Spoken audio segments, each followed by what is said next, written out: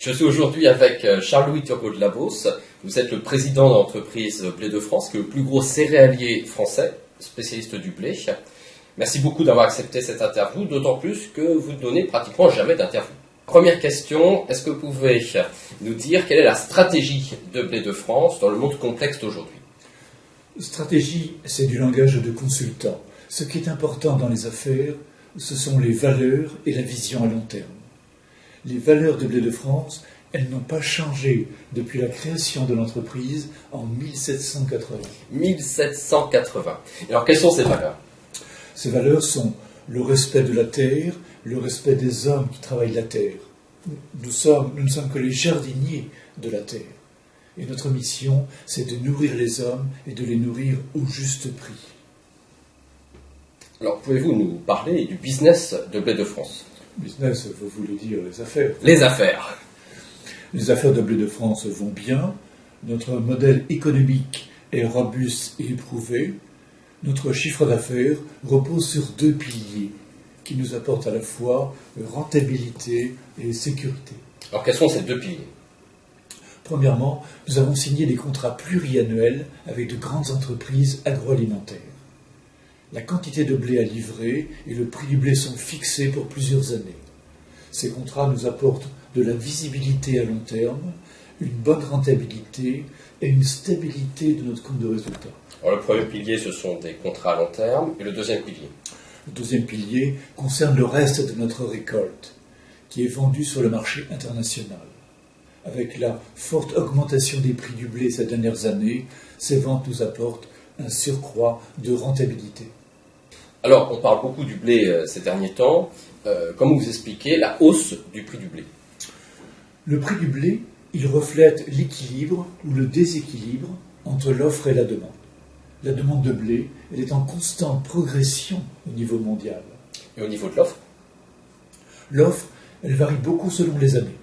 Ceci s'explique par des événements naturels qui peuvent être redoutables, une sécheresse dans un pays, des inondations dans un autre, et le prix du blé s'envole. Sans parler des parasites, je pense bien sûr aux petites bêtes, qui peuvent anéantir toute une récolte. Bien sûr. Mais en fait, Blé de France est toujours resté sur les céréales du blé. Comment vous expliquez cette absence de diversification? Vous savez ce que l'on dit dans nos campagnes, qui sème partout ne récolte nulle part. Notre entreprise Blé de France est un spécialiste du blé reconnu au niveau mondial. La diversification, c'est plutôt l'affaire des investisseurs finaux. Blé de France est une société cotée en bourse. Elle a connu un parcours exceptionnel ces dernières années. Qu'est-ce que vous pensez des marchés financiers? Les marchés financiers, mon intérêt pour ces marchés se limite aux opérations de couverture. J'observe que les marchés sont trop souvent déconnectés de la réalité. Alors, déconnectés de la réalité, qu'est-ce que vous entendez par là?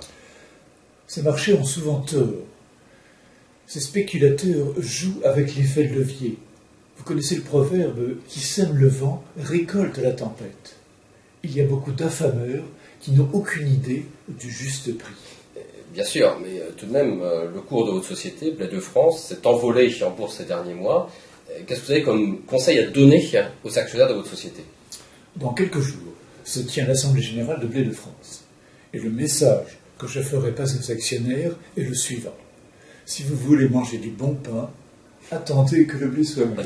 Écoutez, ce qui est clair, c'est qu'avec un conseil comme ça, vos actionnaires ne vont pas rester sur leur faim. Alors maintenant, pouvez-vous nous parler des projets de Blé de France? Blé de France doit sans cesse renouveler son outil de production.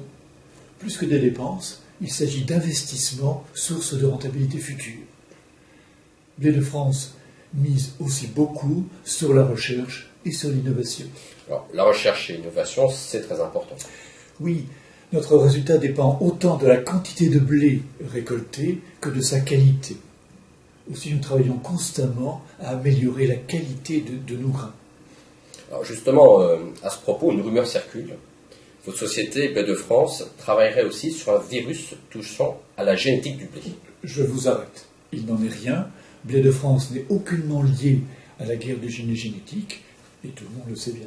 Très bien, c'est noté.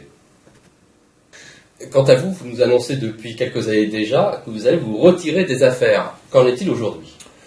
Je suis toujours là, mais comme nous disons en Beauce, il faut prendre le blé comme qu'il croît et le temps comme qu'il vient.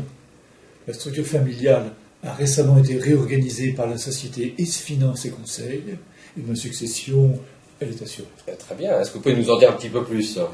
Dans les prochains mois, ma petite fille Marie-Aurélie va reprendre les rênes de l'entreprise. Elle sera la première femme à diriger notre groupe.